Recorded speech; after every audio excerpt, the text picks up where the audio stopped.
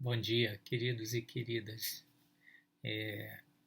Eu sou Ricardo Bicudo e essa é uma gravação para a palestra do Grupo Rita de Cássia de Estudos Espíritas, do dia 29 de abril de 2020, uma quarta-feira, às 10h30 da manhã.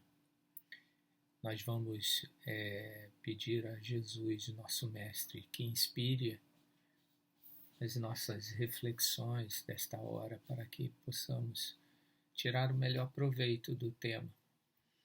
E nós vamos dar continuidade a essas nossas reflexões a respeito desse momento excepcional que vivemos, mas desta vez buscando uma conotação bem prática,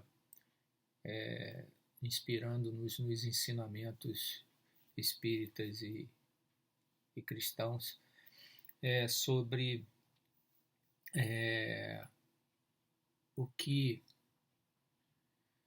devemos fazer nessa situação em que estamos todos enclausurados e sem perspectiva, inclusive, de quanto tempo ainda ficaremos. Acho que não é hora de ficarmos preocupados com essa questão, a não ser que tenhamos alguma questão específica a respeito de retorno ao trabalho, mas ainda assim parece que as decisões não são exatamente nossas. Não é algo que tem a ver com a particularidade da nossa vida, mas todos estamos na mesma condicionante, estamos obrigados a ficar em casa. E isso me levou a uma questão que é o que fazer aqui e por quê. Não por quê, mas como conviver dentro de casa e como tirar o melhor partido dessa circunstância, uma vez que todas as circunstâncias nossas são aproveitáveis. Dentro daquele contexto da questão 132 do Livro dos Espíritos, em que o objetivo de estarmos vivos como espíritos encarnados e vivendo um programa de vida, nós temos um objetivo individual, que é o aperfeiçoamento espiritual. E a cada instante nós temos a possibilidade de crescer espiritualmente. E num segundo objetivo seria cumprir com a parte que cabe a cada um de nós na obra da criação, ou seja, no que nos cerca, de que forma podemos contribuir para a melhoria também daqueles que caminham conosco. Então vocês vejam que tem um contexto individual e um contexto coletivo. E a obrigatoriedade, praticamente, vamos dizer assim, de estarmos em casa nos leva a uma reflexão. O que fazer em casa? Como conduzir essa experiência? Eu pretendo colocar para vocês alguns aspectos que nos ajudam a melhorar a nossa vida no contexto familiar. E elas não são só aplicadas ao contexto familiar, mas a família é o melhor campo para que a gente possa fazer essas experiências. Porque nós podemos ter várias configurações familiares e essas 4 questões, elas podem ser aplicadas em qualquer questão. Esteja você e o seu companheiro ou sua companheira, esteja você com sua companheira e mais os seus filhos, mais os seus pais, mais os seus irmãos, mais a sua sogra, seu sogro, seja qual for a configuração, inclusive se você estiver sozinho, porque você pode fazer o exercício como se você tratasse de você mesmo como um grande amigo, um grande irmão, e você fazer o mesmo exercício, né? É algo bem terapêutico isso, inclusive. Bom, qual é o primeiro aspecto?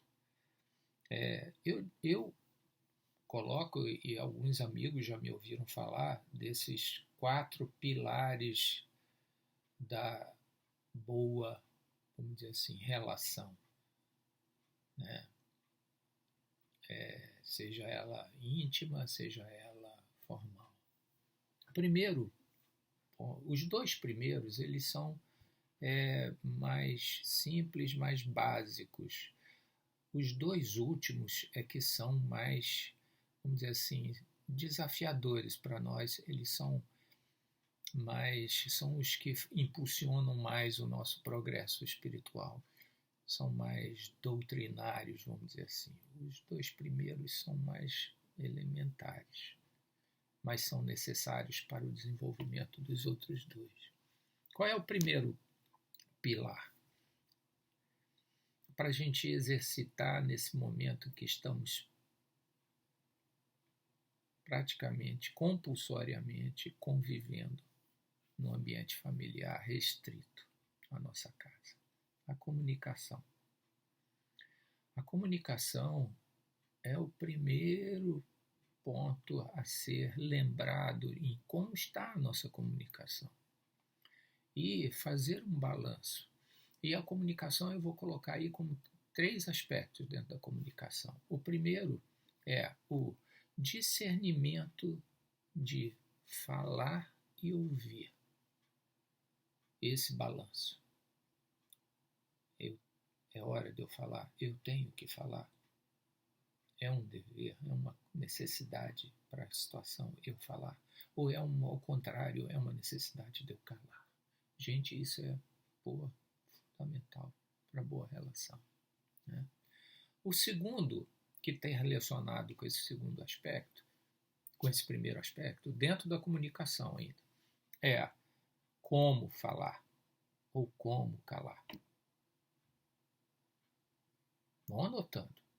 São interessantes essas questões, porque elas vão nos definir e vão nos alavancar uma melhoria das nossas relações familiares. Se nós tivermos a frieza de acalmar algumas questões emocionais, algumas questões já críticas entre nós e nos dispusermos a fazer um trabalho de melhoria. Então, como falar? Não basta só a decisão e o discernimento quanto ao que falar e a hora de falar. O como é tão importante, porque você não pode ser agressivo no falar. Tem que haver uma tranquilidade ao falar e temos que buscar esse exercício, né? Da mesma forma, o calar também não é calar simplesmente o não falar, é o calar como ouvir. Ouvir o outro e dar uma atenção é respeitá-lo. Isso constrói a relação. Okay? O terceiro e último ponto, dentro ainda da comunicação, é a diferenciação do diálogo com a discussão. Existem alguns de nós que adoram discutir.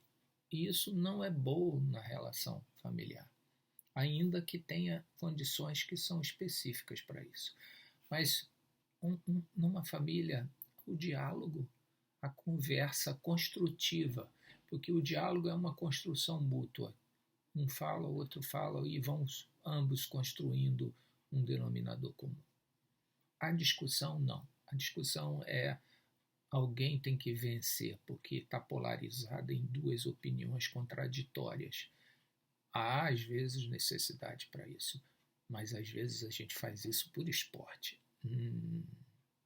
Vamos pegar as cartas para jogar um baralho, ou então jogar damas ou xadrez, ou qualquer outro joguinho, mas não vamos brincar de discutir. Não convém isso, né? Uma vez um espírito amigo me falou: Ricardo, evite a qualquer custo discutir, porque ele conhece a peça. Bom, segundo pilar, negociação. Negociação não é o que vocês estão pensando, mas é importantíssimo esse tópico básico da vida de relação familiar. Negociação no sentido de entre meus deveres, meus direitos com os outros, com cada um. E cada um tem uma matriz diferente. Com a minha mulher é uma matriz, com os meus filhos é outra, com meu pai é uma, com minha mãe é outra, com meus sogros, com meus irmãos, cada um é um. Cada um é um cada um. Por quê? Porque isso não é padronizável a relação de direitos e deveres. Porque depende da nossa capacidade de amar e de flexibilizar as nossas atitudes, assim como o dele. Cada um tem um limite para isso. E para isso serve bem aquela questão da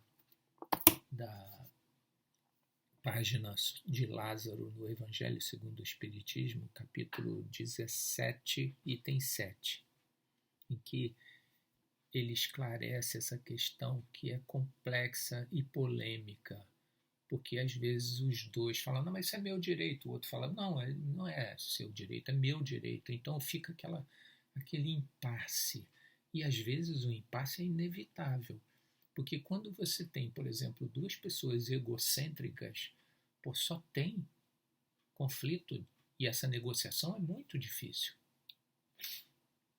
E aí você precisa de estabelecer no conhecer a outra pessoa aonde estão os limites entre direitos e deveres. Lázaro fala assim, como determinar onde termina o meu dever e começa o meu direito? O seu dever principia sempre quando você ameaça a felicidade ou a tranquilidade do próximo. Acaba no limite que desejais ninguém transponha com relação a vós. Olha a capacidade de amar. Cada um tem um limite desse, porque as pessoas amorosas, elas se acham muito no dever com relação ao outro, a ponto até de sacrificar, às vezes, o limite. É o caso das mães com os filhos. Elas sacrificam, elas passam fome quando o filho repete e aí, acabou o macarrão, não vou comer, eu vou fazer um sanduíche. É um direito dela ter o prato dela, mas ela faz um sacrifício, se dispõe. Mas ela poderia muito bem não sacrificar o seu direito, né, de comer também o último macarrão da panela e falar para ele, não, você agora parou aqui, porque mamãe vai comer parte dela. Ou seja, há uma vinculação dessa relação de direitos e deveres e da negociação que envolve no âmbito familiar, assim como fora do âmbito familiar. Essa questão da nossa particularidade com relação à nossa capacidade de flexibilizar esses limites para cada pessoa. Que nós fazemos isso de uma forma para um estranho, fazemos para uma pessoa próxima, enfim. Isso é algo que é importante nós aperfeiçoarmos na vida familiar. Isso a gente precisa de, ao invés de entrar em conflitos, aprender a negociar. E sendo firme no conhecimento de nós mesmos e sabendo até onde a gente pode flexibilizar e aonde a gente não deve flexibilizar mais. E nesse sentido é importante aquela coisa do sim, não. Não, aqui não dá, eu não posso aceitar isso.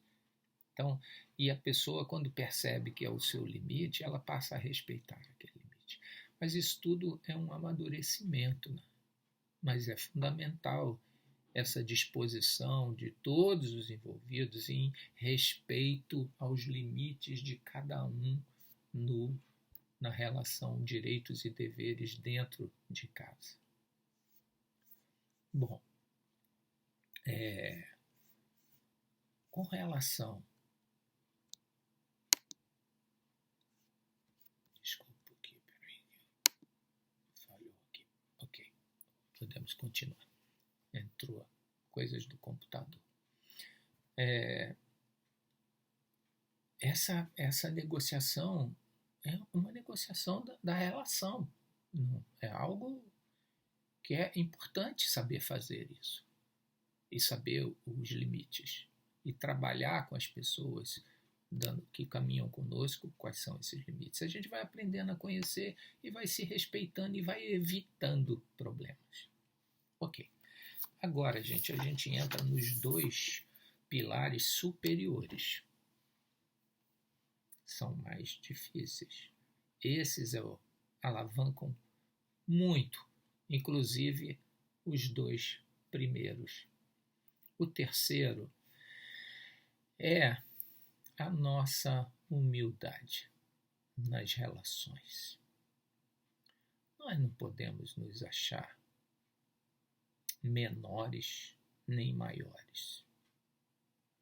Nós não podemos nos achar superiores ou inferiores. O conceito de humildade, ele é bem distorcido de todos nós. Achamos que humildade no conceito cristão é ser submisso, sempre ser... Não é isso. Inclusive na negociação, a humildade é saber exatamente quais são os seus limites e respeitá-los, seus limites. É você saber que não é nem melhor nem pior do que a sua companheira ou do que o seu companheiro, que são iguais.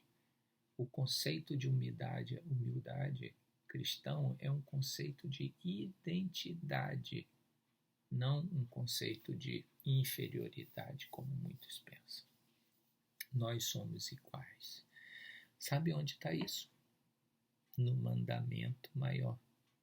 Amai ao próximo como a si mesmo. O que é isso? Humildade.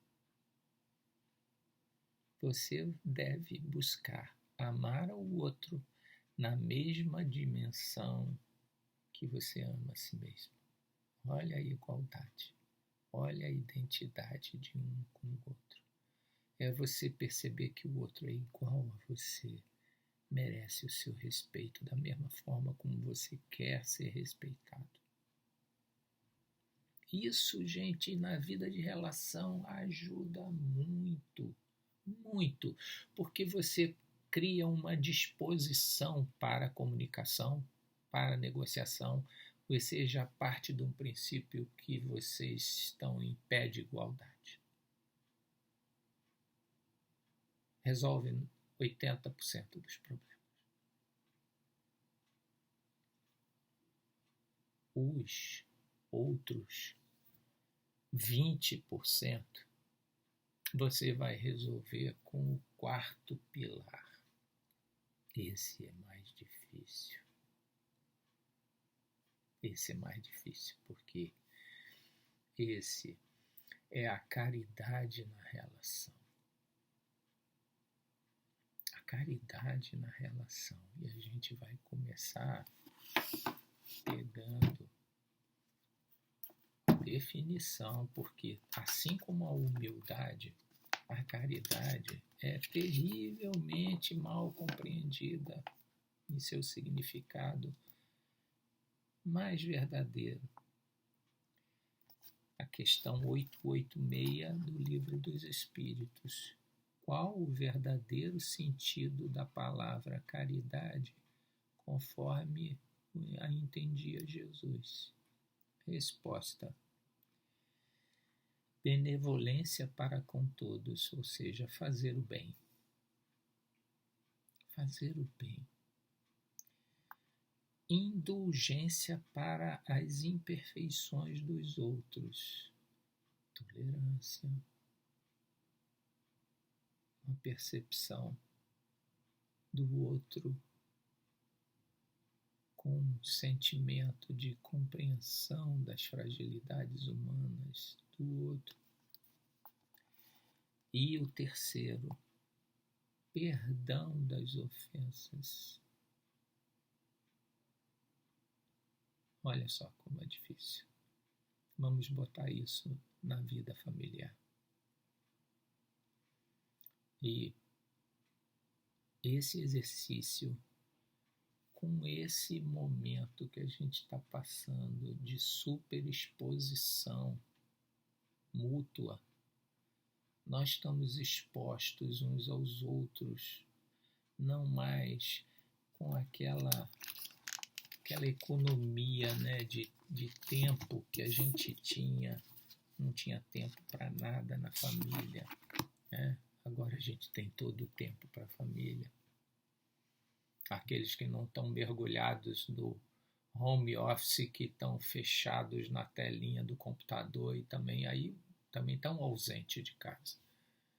Mas não é essa a ideia. Eu acho bom até reformular esse jeito de trabalho remoto para que a gente não desperdice o momento para o qual fomos todos convocados a fazer uma restituição da estrutura familiar à luz dos mandamentos cristãos e espíritas, para que a gente de fato aproveite essa oportunidade e refaça os laços familiares.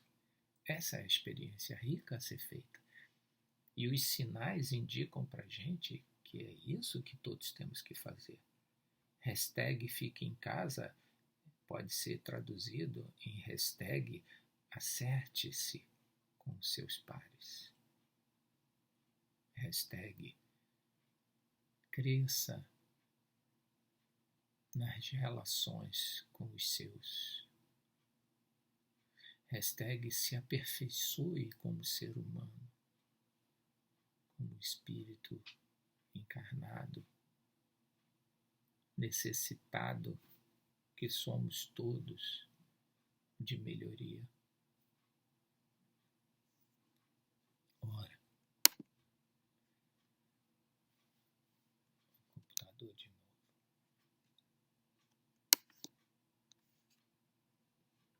Me perdoe, mas vai ficar assim mesmo. Minimizar. Ora, reparem,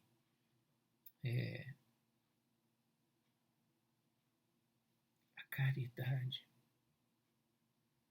é exatamente o que Jesus deixou como, quando ele fala, um mandamento vos deixo, que amai-vos uns aos outros como eu vos amei. O amai-vos uns aos outros é caridade. O amor em movimento, porque o amor sem movimento é apenas o amor. É um sentimento que a gente tem, eu amo você. E aquilo é um sentimento especial que eu tenho no meu coração. Mas quando eu faço o bem a você, boto meu amor em movimento. Isso é caridade, segundo entendia Jesus. Quando eu convivo com você e você num péssimo dia me dá uma cotovelada na costela e eu... Caramba, ele está num mau dia hoje. Hoje é dia de relevar. E aí eu relevo aquela agressão. É o amor em movimento. Isso é caridade. Quando qualquer imperfeição do outro, e não vale escolher as imperfeições que você define assim, isso eu tolero, isso eu não tolero, isso eu tolero, isso eu não tolero, não vale. Infelizmente, nós somos seletivos, aceitamos a agressividade, não aceitamos o ciúme. Ou aceitamos o ciúme, não aceitamos a agressividade. É tipo assim, não. Aquilo que a gente não aceita é que é o nosso dever de casa. E é aí que vai o nosso exercício. Não é para nos vangloriarmos daquilo que a gente já tem tolerância e com uma situação de indulgência para com aquela imperfeição. Não. É para quando nós temos a dificuldade, ali está o exercício. Ali está a necessidade de, ao invés de botar o foco na imperfeição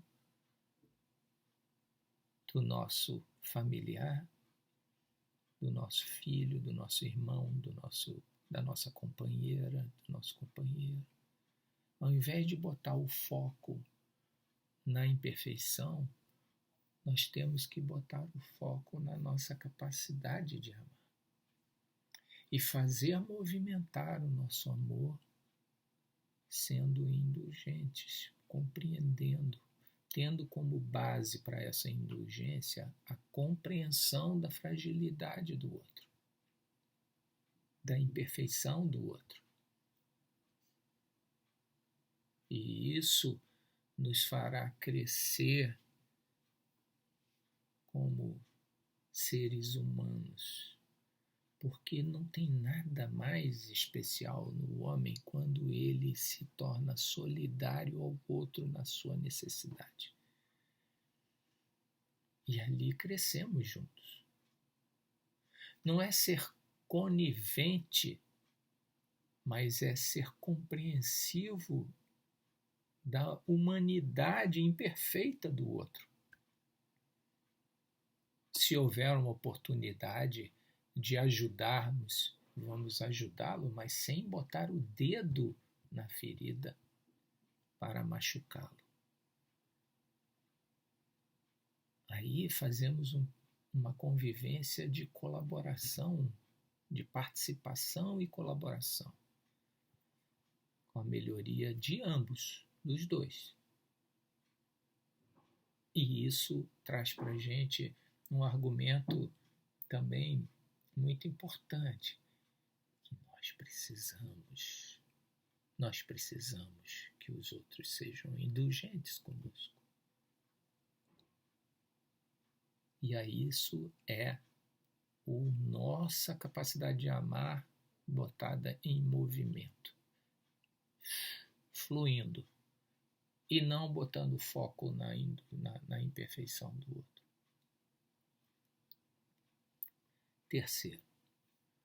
Terceiro ponto é o perdão. O perdão é mais complicado. É preferível a gente investir na indulgência, porque a necessidade do perdoar o outro está no passo seguinte quando nós não conseguimos ser indulgentes. Quando nós não neutralizamos, ao invés de botar o foco na imperfeição, na agressividade, na atitude intempestiva, seja lá no que for a atitude do outro, óbvio, com as devidas limites que a gente deve colocar para isso, que é algo que depende de cada um de nós. Nessa habilidade que temos de agir, inclusive, preventivamente para que conflitos não ocorram, para que manifestações de imperfeições do nosso próximo não se exacerbe, tisnando todo o clima familiar.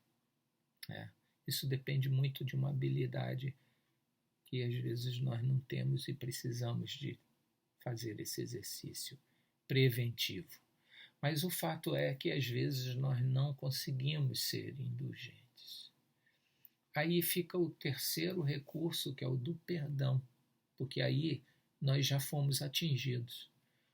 Antes nós evitamos de ser atingidos, mas quando precisamos de perdoar é porque já fomos atingidos. pelo outro. E é preciso perdoar. E o recurso e o argumento mais importante também vem de Jesus. Atire a primeira pedra aquele que estiver sem pecado. Ou seja, aquele que não precisa também de ser perdoado, aquele que não precisa ser perdoado, tá bom, ok, mas é a nossa condição? Não é? Da mesma forma como nós precisamos ser indulgentes com as imperfeições do próximo, porque nós precisamos que também tenham indulgência para com as nossas imperfeições, nós precisamos de aprender a perdoar ao próximo, porque nós precisamos que o próximo também nos perdoe em várias situações. A todo momento nós estamos criando problemas para os que estão junto conosco. Então, repare,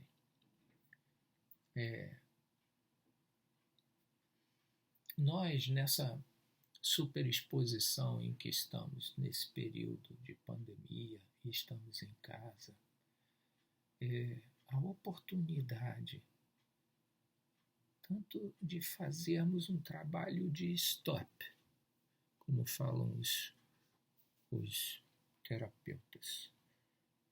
Stop, think and change. Pare, pense e mude. Nós devemos colocar não só isso na questão pessoal, nós conosco mesmo, avaliando nossas imperfeições, avaliando aquelas que estão no alcance, no radar da nossa percepção.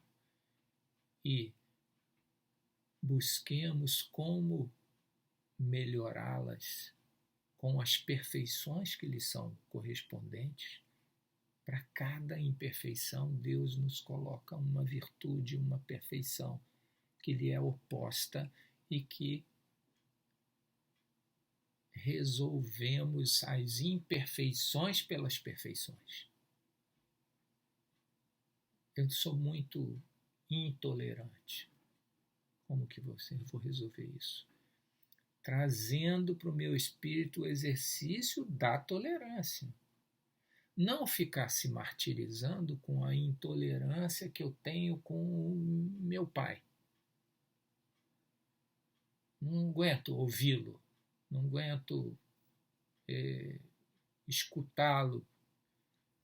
O exercício vai ser de escutar, fazendo uma prece preparatória, fazendo respiração e meditação, mas vamos buscar compreendê-lo nas suas necessidades, vamos fazer toda uma demanda íntima nossa de necessidade que nós temos de aprender a ouvir.